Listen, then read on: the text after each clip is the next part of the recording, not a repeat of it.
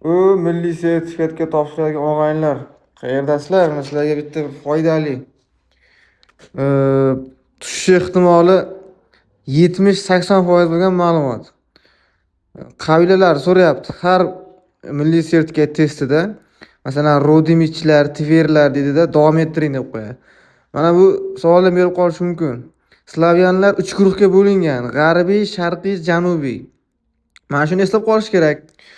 Xo'p, bu 3 guruhda ikkitasini eslab qolsa yetarli. Qolgan hammasi 3-guruhga kirib ketadi. Hop, birinchisi eng osoni sharqiy slavyanlar: rus, ukrain, belarus. Rus degan so'z 2 marta qatnashgan. Ham bir-biriga chegaradosh, eng yaqin xalqlar rus, ukrain, belarus. Ikkinchi eslab qolish kerak bo'lgani g'arbiy slavyanlar: polyak, chex, slovaklar kiradi. Qolgan hammasi janubiy slavyan kirib ketadi. Xo'p, milliy sertifikat tayyorlanayotgan